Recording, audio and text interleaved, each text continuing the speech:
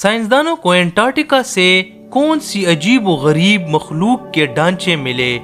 Antarctica میں موجود برف کے پہاڑوں سے خون کے آبشار کیوں بہتے ہیں؟ برف سے ڈھکے زمین کے اس بڑے حصے پر کون سی مخلوق رہتی ہے؟ کیا انٹارکٹیکا میں خلائی مخلوق آباد ہیں؟ السلام علیکم، میں احتشام الحق اور آپ دیکھ رہے ہیں نالج وڈ۔ انٹارکٹیکا ہماری زمین کا ایک ایسا حصہ ہے جو سائز میں امریکہ سے بھی زیادہ بڑا ہے، لیکن تمام کا تمام برف سے ڈھکا ہوا ہے۔ جون ہو یا جولائی کا مہینہ ہو، انٹارکٹیکا کا ٹیمپریچر -50 سے -90 ڈگری سی ہی رہتا ہے۔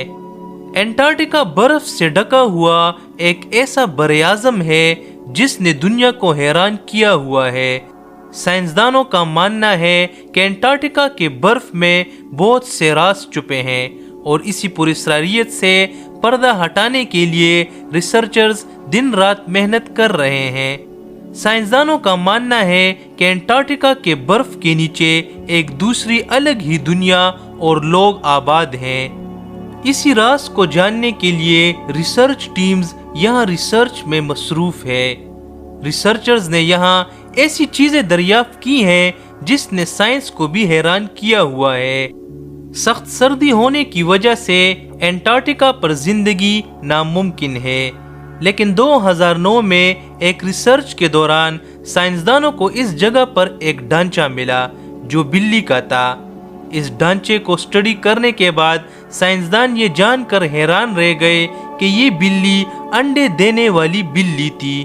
مزید تحقیق سے پتہ چلا کہ یہ بلی کروڑوں سال پہلے پائی جاتی تھی۔ اس بلی کا انٹارکٹیکا میں موجودگی دنیا کے لیے انتہائی حیرانی کی بات ہے۔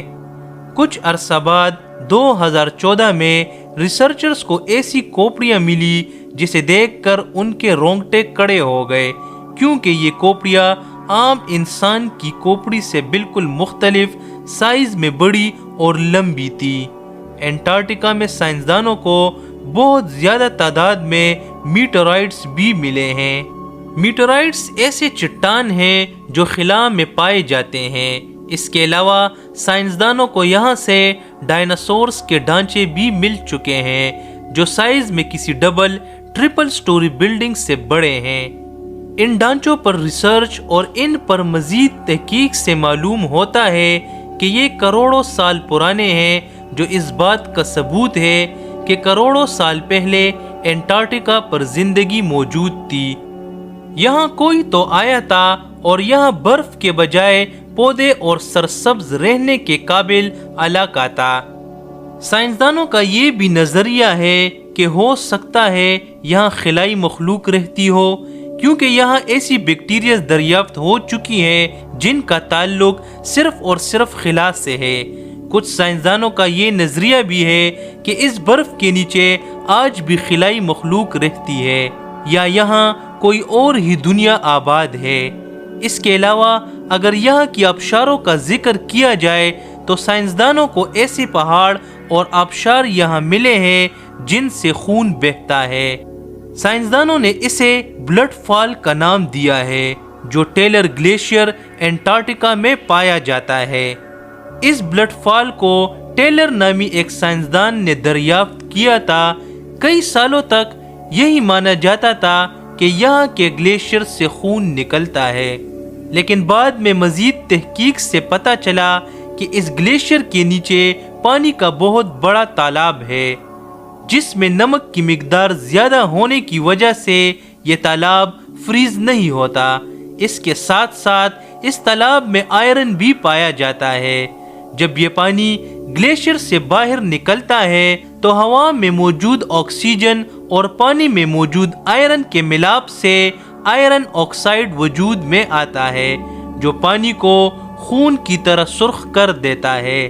اس کے علاوہ یہاں ریسرچرز کو ایسا خوفناک ڈھانچہ بھی ملا جس کا آج تک یہ پتہ نہ چل سکا کہ یہ کون سا جانور ہے اور کہاں سے آیا ہے۔